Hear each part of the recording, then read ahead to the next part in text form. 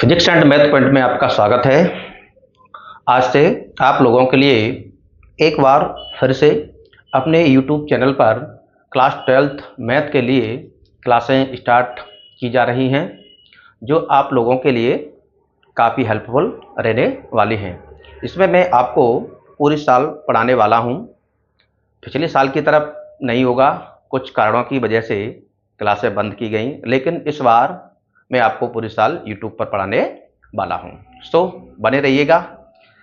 Start करते हैं chapter number 1 से। चैप्टर नंबर 1 है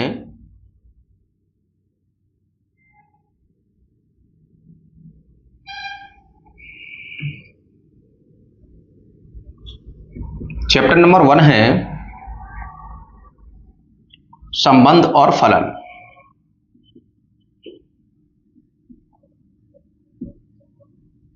संबंध और फलन, रिलेशन एंड फंक्शन। तो इस चैप्टर को समझने के लिए हमें क्लास 11th के मैथ्स की थोड़ी बहुत जानकारी होना चाहिए, क्योंकि जब हम संबंध सीखते हैं तो उसके लिए समुच्चय नाम के एक चैप्टर की थोड़ी सी आवश्यकता होती है। तो पूरा तो मैं आपको नहीं बताऊंगा, लेकिन जितनी हमको आवश्यकता है थोड़ा सा मैं आपको उसका इंट्रोडक्शन दे देता हूं। चलिए थोड़ा देखते हैं। तो सबसे पहले हम संबंध के लिए सीखते हैं। तो इसमें हमको सेट की आवश्यकता होती है। जैसे कि सेट की एक यूनिक अपनी परिभाषा होती है कि वस्तुओं के स्वपरिभाषित समूह को समुच्चय कहते हैं, और इस प्रकार से ही आपको परिभाषा देखने को मिल जाती है। लेकिन हम यहाँ एज्यूम कर लेते हैं कि मान लीजिए ए कोई सेट है और इसके अवयव 1, 2, 3, 4, 7 कुछ भी ले लीजिए, कोई दिक्कत नहीं है। ए कोई सेट है और इसके अंतर्गत हमने कुछ अवयव रखे हैं 1, 2, 3, 4, 7। ऐसे ही एक सेट और ले लेते हैं। मान लिया है कि सेट एक और है बी, इसके अंदर भी कुछ अवयव मान लेते हैं कि 1, 2, 3, 4, 5, 6। इस प्रकार से हमने ए और बी दो सेट मान लिए। अब इन दोनों सेटों में हम एक रिलेशन बनाना चाहेंगे, संबंध बनाना चाहेंगे। संबंध हमेशा ध्यान रखें, दो या दो से अधिक व्यक्तियों के मध्य ही होता है। जैसे मेरा और आपका, स्टूडेंट और टीचर का संबंध है, इस प्रकार से संबंध होता है। तो आइए इसको हम समझते हैं। इसको मैं और एक दूसरे तरीके से समझाता हूं कि ये आपका सेट है ए और एक सेट है आपका ये वी। सेट ए में हमने कौन कौन से एलिमेंट रखे हैं? 1, 2, 3, 4, 7। इसी प्रकार सेट बी में ये सब एलिमेंट हैं इसके 1, 2, 3, 4, 5 और 6। सेट ए के जो भी अवयव हैं उन सभी अवयवों को मैं x नाम दे देता हूं, और सेट बी के जो भी अवयव हैं मैं उनको y नाम दे देता हूं। ए और बी में संबंध हम परिभाषित कर रहे हैं, तो ये कुछ इस प्रकार से हमने इसको एक रिलेशन के चिन्ह के द्वारा हमने दर्शा दिया। अगर इसकी हम मैथमेटिकल लैंग्वेज में बात करें तो संबंध को कुछ इस प्रकार से लिखा जाता है कि R एक संबंध है, R such that A to B। R एक संबंध है जो A से B पर परिभाषित है। इस प्रकार से आपको लिखा हुआ मिलेगा। यदि उस केस में A और B की जगह पे अगर कहीं सेट आपको X और Y दिए हों तो हम लिख देंगे R such that X to Y। आइए हम A का B के साथ में कुछ रिलेशंस बनाते हैं। मैं मान लेता हूं कि A का रिलेशन मैंने 1 का रिलेशन 2 से कर दिया, 2 का रिलेशन 3 से बना दिया, 3 का रिलेशन 4 से, 4 का रिलेशन 5 से। कुछ इस प्रकार से मैंने आपके संबंध बना दिए। अब हमको इसको लिखने का लिखिए, आर एक जो संबंध है वो इस प्रकार से कनेक्ट हुआ है कि 1 का संबंध कैसे है, 2 से है, तो 1, 2, 2 का 3 से है, 2, 3, 3 का 4 से है, 3, 4, 4 का 5 से है, तो 4, 5, और तो कहीं है नहीं। इस प्रकार से आपका एक ये रिलेशन हो गया कि 1 का 2 से संबंध है, 2 का 3 से है, 3 का 4 से है और 4 का 5 से है। अब इस प्रकार का अगर आपको कोई भी संबंध लिखा मिले तो ये एक सेट कहलाया, जैसे कि ये दिखा है। तो इस प्रकार का जब भी आपको दिखाई दे तो उसको कहते हैं हम रोस्टर रूप। इसको क्या बोलते हैं, रोस्टर रूप। तो जब भी आपको ऐसा सेट मिल जाए तो उसको हम बोलते हैं कि ये जो रिलेशन लिखा हुआ है संबंध, वो रोस्टर फॉर्म में लिखा हुआ है। एक दूसरा इस और होता है, जैसे नंबर 1, नंबर 2, इसको हम और एक दूसरे प्रकार से भी लिख सकते हैं। थोड़ा इसके लिए हम जानते हैं, समझते हैं कि जो हमने ए से बी पर जो संबंध बनाया वो हमको किस प्रकार से इंडिकेट कर रहा है कि अगर सेट ए का अवयव 1 है तो सेट बी के 2 अवयव से कनेक्ट हुआ है, नंबर 2 से कनेक्ट हुआ है। इसका मतलब ये हुआ, हम यहां देख सकते हैं कि दूसरा वाला जो अवयव है वो पहले वाले अवयव से जस्ट 1 ज्यादा है। इधर भी देखते हैं कि दूसरा वाला जो अवयव है 3, वो 2 से 1 ज्यादा है। सब जगह हमको यही देखने को मिल रहा है। पहले वाले अवयव को हम x नाम दे सकते हैं और दूसरे वाले अवयव को हम y नाम दे सकते हैं। इसमें कोई दिक्कत नहीं है, क्योंकि हमने सेट ए के जो भी अवयव हैं उनको x नाम से डिनोट किया है और सेट बी के अवयवों को y नाम से डिनोट किया है। तो इसको हम और दूसरे तरीके से लिख सकते हैं, आर एक्स वाई इस प्रकार है कि जो y वाला अवयव है वो x वाले अवयव में 1 जोड़ने पर प्राप्त हो रहा है। देखिए आप, 2 है y वाला अवयव, x वाला अवयव 1 है। अगर हम 1 में 1 और जोड़ दें तो कितना बन जाएगा, 2। तो हम यहां लिख सकते हैं कि जो y वाला अवयव है वो x में 1 जोड़ने पर प्राप्त हो जाता है। कंडीशंस कि जो x है वो बिलोंग्स करना चाहिए a से, x वाला अवयव a से आएगा और y वाला अवयव सेट b से आएगा, सेट b से आएगा। ये इस प्रकार से एक और तरीके में आपको लिखा हुआ हो सकता है। तो इस प्रकार का जब आपको लिखा मिले तो इसको बोलते हैं हम समुच्चय निर्माण रूप। अगर इस प्रकार को आपको देखने को मिले तो यह है समुच्चय निर्माण रूप। बनाने का तरीका हमने सीख लिया कि जो बी वाला था, बाई वाला जो था वो एक्स वाले अवयव में 1 जोड़ने पर प्राप्त हो रहा था। 2, 3, 4, 5, एक्स वाला 1, 2, 3, 4, बाई वाला जस्ट 1 जोड़ने पर ही प्राप्त हो रहा था। तो इस प्रकार से हमने इस सेट के बारे में थोड़ा सीखा कि किस किस प्रकार का होता है। अब यहां हमको प्रांत, सहप्रांत और परिसर 2-3 चीजों की और आवश्यकता होगी, हम उसको भी समझ लेते हैं। तो सबसे पहले चलते हैं नंबर 1, प्रांत। प्रांत को डोमेन नाम से भी जाना जाता है। चलिए, सेट ए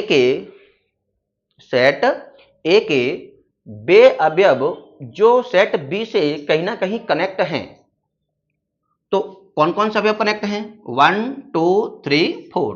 तो प्रांत के अंतर्गत हम लिख सकते हैं कि 1, 2, 3, 4, ये आपका प्रांत कहलाएगा। नंबर 2, सहप्रांत, सहप्रांत, कोडोमेन, कोडोमेन।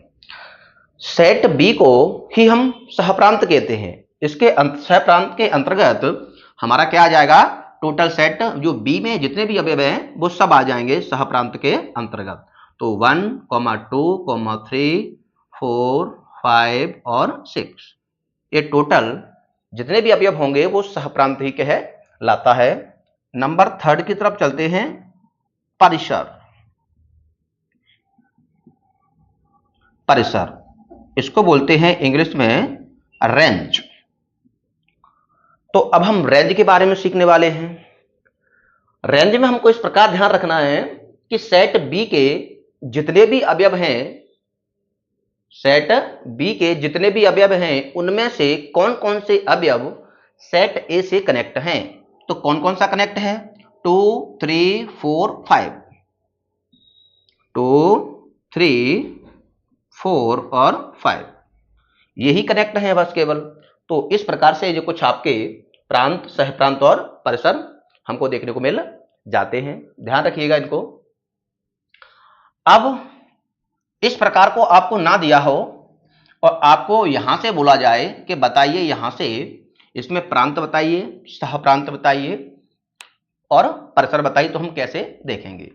तो आगे वाला अवयव है x, जैसे 1, 2, 3 और 4 एक्स अवयव नाम दिया इनको हमने, सेट ए से लिए गए हैं। तो प्रांत के अंतर्गत इसमें जो फर्स्ट वाला है, ये 2 1 बना हुआ है 1 और 2 का, तो इसमें जो फर्स्ट वाला है वो कहलाएगा आपका प्रांत। तो हमको फर्स्ट वाले लिख देना है 1, 2, 3, 4। 1, 2, 3, 4 सह प्रांत। इसमें कोई चेंजेस नहीं है।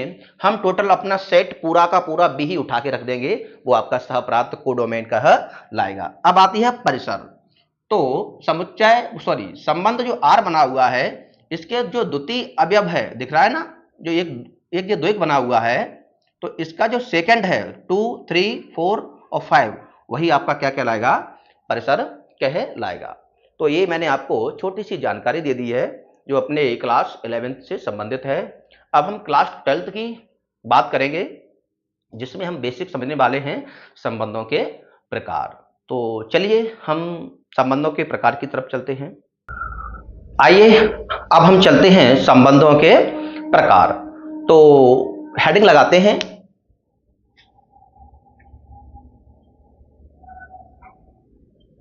संबंधों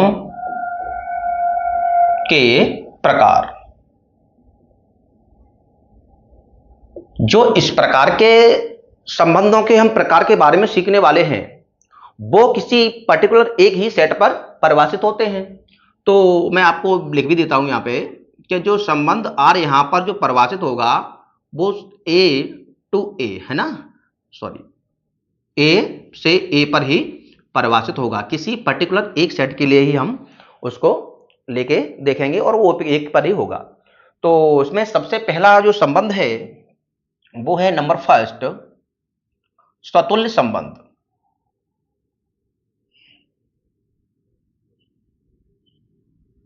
स्वतुल्य संबंध।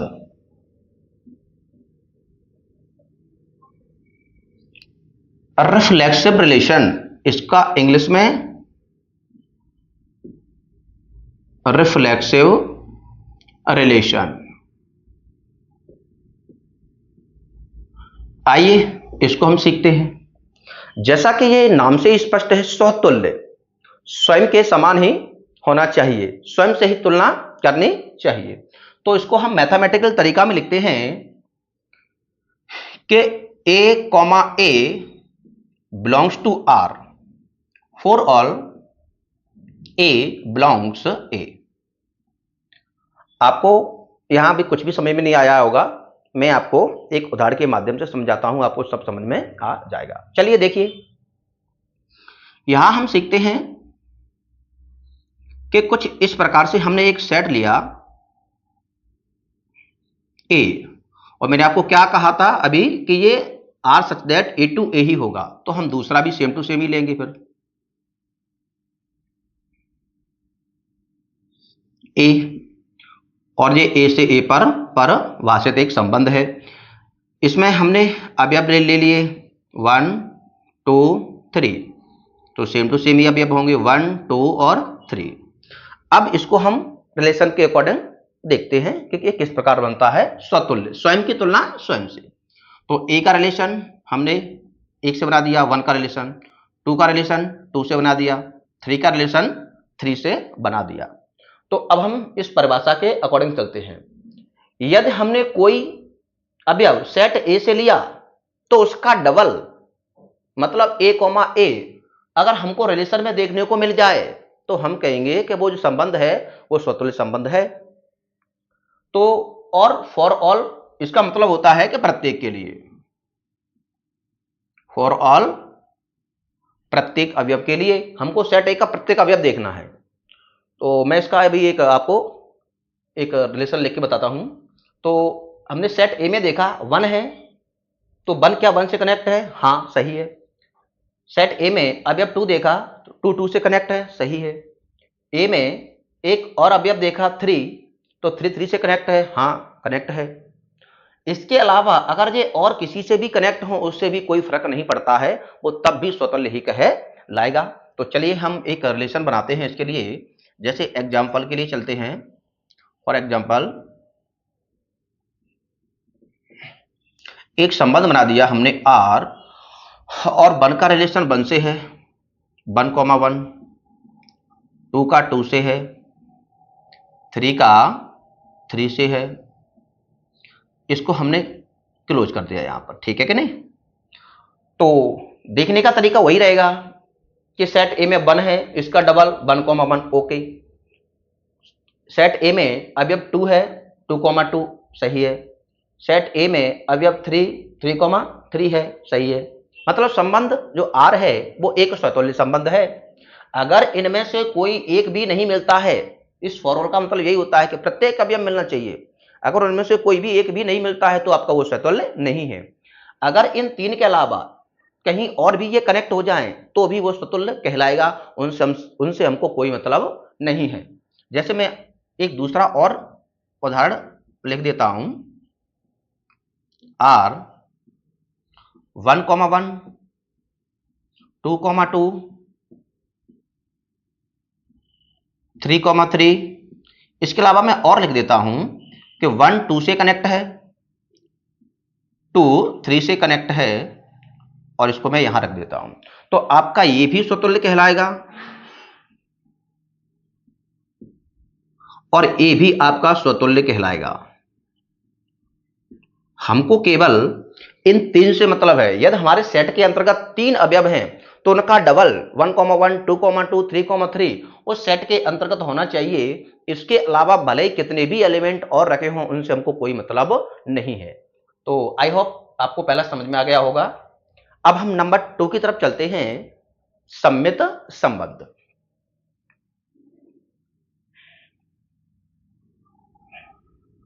नंबर 2 सममित संबंध।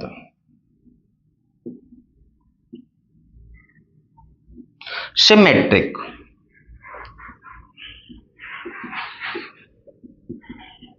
Symmetric relation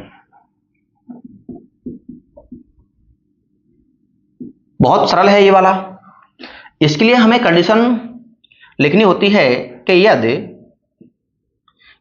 A, B belongs to R, यदि A, B रिलेशन में है, संबंध में है, तो इसका उल्टा है तो B, A belongs to R होना चाहिए।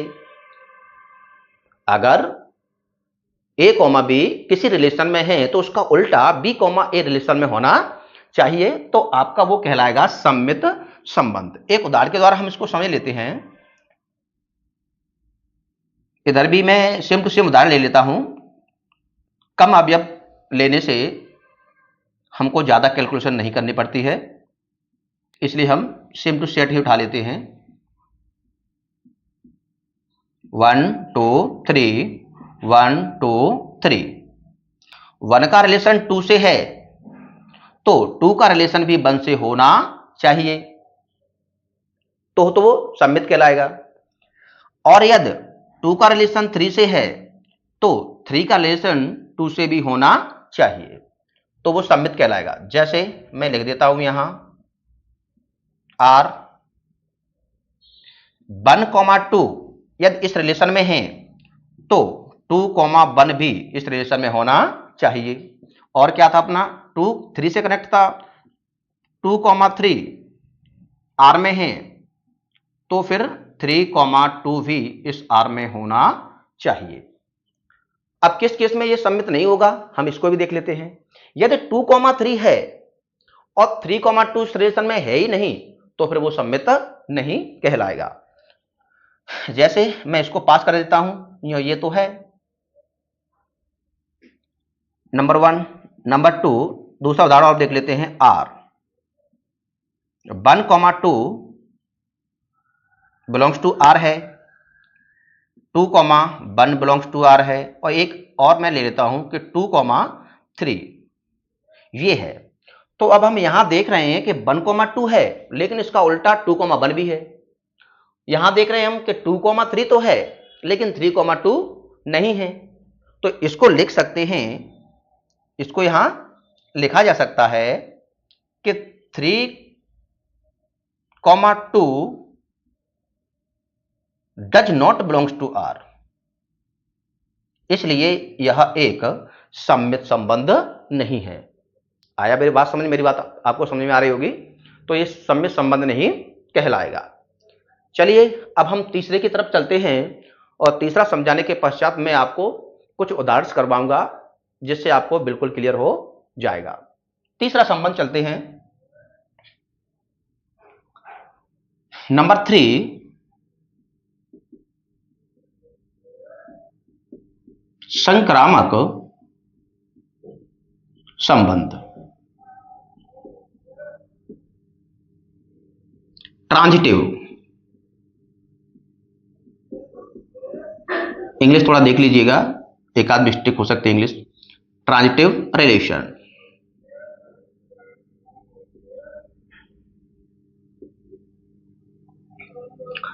संक्रामक संबंध कहता है कि इसमें हम 3 अवयवों को लेके चलेंगे। A, B belongs to R।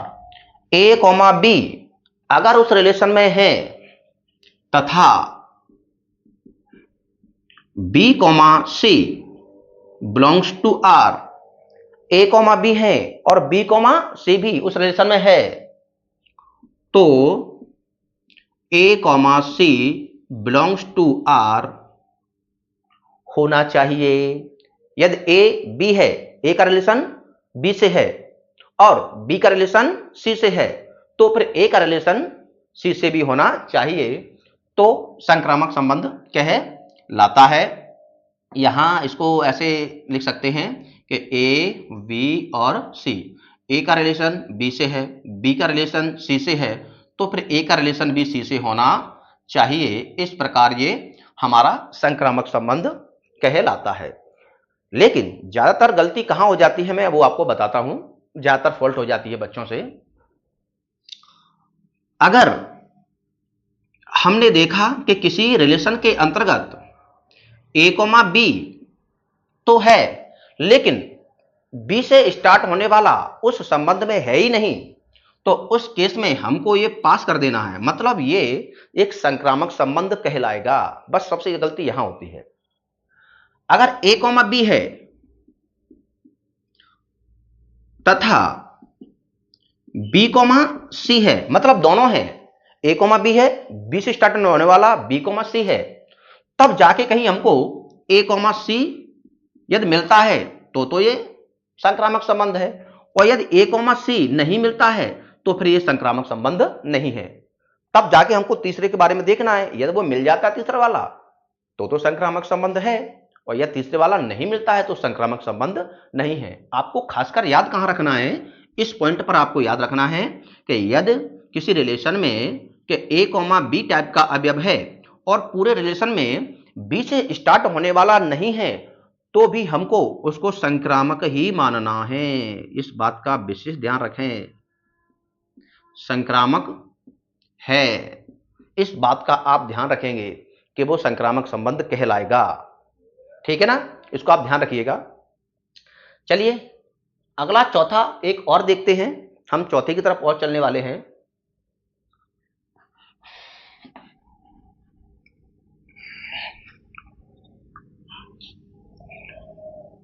एक चौथा और रह गया है, उसको हम देखते हैं, तुल्यता संबंध। नंबर 4,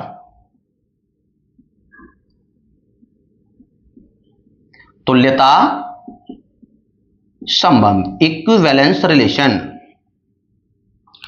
तुल्यता संबंध क्या होता है कि वह संबंध जो स्वतुल्य, सम्मित और संक्रामक तीनों कंडीशनों को यदि कोई संबंध फॉलो करवाता है तो वो कहलाता है तुल्यता संबंध।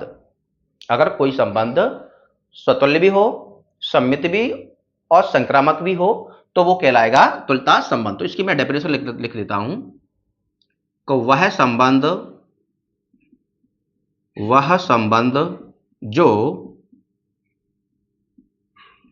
जो स्वतुल्य हो, कॉमा सममित और संक्रामक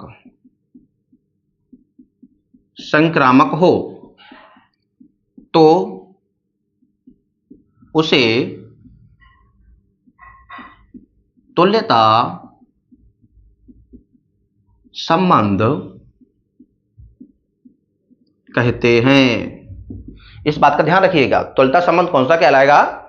जो रिफ्लेक्सिव भी हो, सिमेट्रिक भी हो और ट्रांजिटिव भी हो, तीनों कंडीशनों को अगर कोई संबंध फॉलो करवाता है तो वो कहलाता है तुल्यता संबंध। तो इस प्रकार से हमने बारी बारी से सारे संबंधों के प्रकार हमने सीखे। अब इसके बेसिस पे हम कुछ उदाहरण करेंगे और उदाहरण से आपको सारे क्लियर हो जाएंगे। तो चलिए मैं आपको कुछ उदाहरण की तरफ लेके चलता हूं।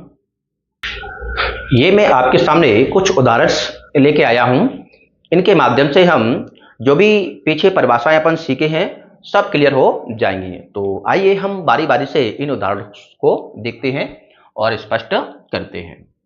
पहले उदाहरण की तरफ हम चलते हैं कि हमको चेक करना है कि ये स्वतुल्य है, सम्मित है और संक्रामक है। हम तीनों के बारे में चलेंगे। तो हमने सेट एक छोटा सा ही रखा है जिससे समझने में आसानी हो जाती है। इसमें सेट ए के अंतर्गत 1, 2, 3 टाइप के एलिमेंट हमने रखे हैं और ये तो आपको मालूम ही है कि जो इस प्रकार के हैं वो ए टू ए पर ही परिभाषित होते हैं। तो चलिए हम देखते हैं। तो स्वतुल्य चेक करने के लिए मैंने आपको सबसे पहले एक बात बताई कि यदि सेट में जो अवयव है और उसका डबल, उसका रिफ्लेक्सिव अगर रिलेशन में है तो वो स्वतुल्य कहलाएगा। तो चलिए हम पहले स्वतुल्य को चेक करते हैं। 1 है, 1, 1 सही है। 2 है सेट में, 2, 2 सही है। 3 है सेट में, 3, 3 भी है। और कितने भी बने रहे उससे हमको कोई मतलब नहीं है। तो मैं कह सकता हूं कि जो पहले वाला है वो एक स्वतुल्य संबंध है। ये स्वतुल्य है, ठीक है ना। पहले हम स्वतुल्य चेक कर लेते हैं सबको, फिर बाद में दूसरे नंबर पे चलेंगे सम्मित और तीसरे नंबर पे हम ट्रांजिटिव संक्रामक देखने वाले हैं। चलिए आइए दूसरा वाला चेक करते हैं। 1 है तो इसका डबल 1, 1 आपको कहीं दिख रहा है? नहीं है, स्वतुल्य नहीं है। स्वतुल्य नहीं है, ठीक है कि नहीं? ये स्वतुल्य नहीं है। क्यों? हमने यहां सेट में 1 देखा और उसका डबल 1, 1 हमको दिखाई नहीं। जब हमको पहला वाले नहीं दिख रहा है तो दूसरे वाले पे जाने से कोई मतलब ही नहीं है। चलो नंबर 3 की तरफ चलते हैं। 1 है डबल 1, 1 ओके। 2 है डबल 2, 2 ओके। 3 है 3, 3 ओके, स्वतुल्य है। इधर कितने भी रखे रहे उनसे हमको कोई मतलब नहीं है। तो हम तीसरे वाले की तरफ चलते हैं कि ये स्वतुल्य है। आइए नंबर 4 की तरफ चलते हैं। 1 है 1, 1 आपको कहीं दिख ही नहीं रहा है। जब पहले वाला ही नहीं है तो हमको दूसरे पर जाने की आवश्यकता नहीं है। एक ने ही स्पष्ट कर दिया कि ये स्वतुल्य नहीं है, स्वतुल्य नहीं है। ठीक है ना। नंबर 5 की तरफ चलते हैं। 1 है 1,1 ओके, 2 है 2,2 ओके, 3 है 3,3 और कितने भी रखे रहें उनसे हमको कोई मतलब नहीं है स्वतुल्य चेक करने के लिए। तो इस हिसाब से कह सकते हैं कि ये स्वतुल्य है, स्वतुल्य। अब दूसरे नंबर पर चेक करते हैं हम सममित। तो सममित की आपको कंडीशन याद होनी चाहिए फिर कि यदि a, b किसी रिलेशन में है तो फिर b, a भी उस रिलेशन में होना चाहिए। ये है कंडीशन, इसमें फॉर ऑल नहीं लगता है ना, ये कंडीशन है। तो आइए हम बारी बारी से चेक करते हैं। तो सममित चेक करने के लिए हम 1,1 2,2 3,3 हटा देते हैं थोड़ी देर के लिए, क्योंकि 1,1 का उल्टा 1,1 ही होगा, 2,2 का उल्टा 2,2 ही होगा और 3,3 का उल्टा 3,3 ही होगा। तो मैं कहूं कि इनको मैं हटा देता हूं, हम यहां से चेक करना स्टार्ट करते हैं। 1,2 है उल्टा, कहीं 2,1 दिख रहा है आपको? नहीं है। 2,3 है उल्टा 3,2 है? नहीं है। लेकिन हमको तो केवल एक चाहिए फॉल्ट के लिए, अगर एक भी नहीं मिल रहा है तो नहीं है। तो इसको हम कहेंगे सममित नहीं है, सममित नहीं है। ठीक है कि नहीं। चलिए दूसरे वाले को चेक करते हैं। 1,3 है उल्टा 3,1 है ओके सही है। 2,3 है उल्टा 3,2 भी है सही है। दूसरा वाला आपका सममित है, सममित है। ठीक है ना। चलिए थर्ड की तरफ चलते हैं। इनको तो हमको देखना ही है, 1,1 2,2 3,3 इनको एक थोड़ी देर के लिए बंद कर लेते हैं, क्योंकि उनका उल्टा वही होता है, इसलिए मैं आपको बोल रहा हूं, देखना तो पड़ता है। यहां को देखते हैं, इन तीनों को हम बंद कर देते हैं। इसको देखते हैं 1,2 क्या 2,1 है? नहीं है। तो हम कहेंगे कि सममित नहीं है, सममित नहीं है। आइए नंबर 4 की तरफ चलते हैं। 2,2 उल्टा 2,2 होता है, 2,2 3,3 इनको देखो ही मत, क्योंकि इनका उल्टा वही होता है। जब आवश्यकता पड़ेगी तो हम देख लेंगे। 1,2 है यस, तो इसका उल्टा 2,1 भी है, दोनों मिल गए, बात बन गई, सममित है, सममित। आइए लास्ट वाला चेक करते हैं।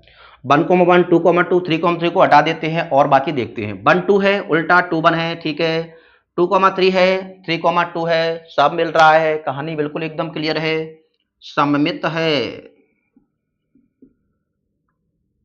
अब आता है लास्ट वाला जो थोड़ा सा कॉम्प्लिकेटेड होता है आपके लिए। चलिए मैं उसको देखता हूं। एक बार मैं आपको उसकी और कंडीशन बता देता हूं कि संक्रामक के लिए a, b belongs to r है और अगर b से स्टार्ट होने वाला नहीं है तो इसको हमको संक्रामक ही बताना है, इस बात का ध्यान रखें। a, b है बिलोंग्स टू r तथा b, c belongs to r है, तो हमको देखना है थर्ड वाला a, c belongs to r है तो वो संक्रामक है, और यह थर्ड वाला a, c belongs to r नहीं है तो संक्रामक नहीं है। बात पहले वाले की है कि यदि a, b है और b से स्टार्ट होने वाला है ही नहीं तो भी उसको हमको पास ही करना है, मतलब संक्रामक है, बस इसको चेक करना है। चलिए हम स्टार्ट करते हैं पहले से। तो इसके लिए भी आप 1,1 2,3 को अपन छोड़ देते हैं, यहां से लेके यहां तक इनको नहीं देखना है, जब भी हम देखना होगा तो हम आपको बता देंगे। इधर से स्टार्ट करते हैं। 1,2 है ओके, 2 से स्टार्ट होने वाला 2,3 है, हाँ, तो क्या 1,3 है मतलब संक्रामक है ये वाला। चलिए और 2 से स्टार्ट होने वाला और कोई तो नहीं है? नहीं है। अब हम यहां से स्टार्ट करेंगे, हमको प्रत्येक देखना है, इसमें हमको प्रत्येक देखना है। 2,3 है, 3 से स्टार्ट होने वाला कहीं है? नहीं है, तो इसको हमको पास करना है। है ना, संक्रामक है। इधर आइए 1,3 है, 3 से स्टार्ट होने वाला कोई नहीं है, इसको हमको पास करना है, मतलब क्या हुआ, संक्रामक है।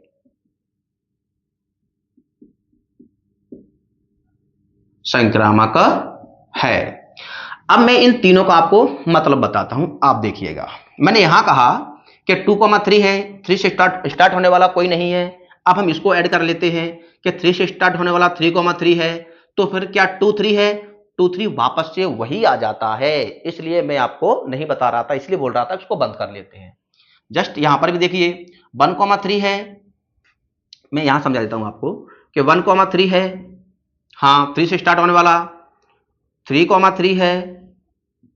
तो अब हमारा कंडीशन क्या है, मतलब दोनों मिल गए, तो हम तीसरी की तरफ जाएंगे कि 1,3 कहीं दिख रहा है आपको, वापस से वही आ जाता है। इसलिए मैं आपको कह रहा था कि इसको बंद कर लेते हैं थोड़ी देर के लिए समझने के लिए।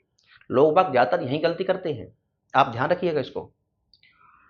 चलिए सेकंड चेक करते हैं।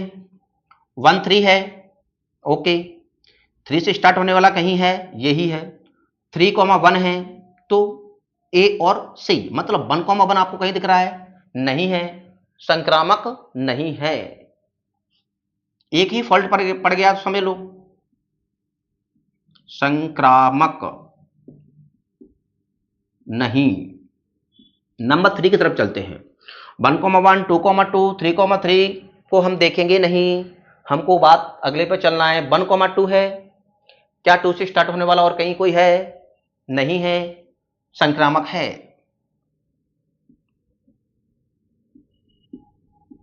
संक्रामक है।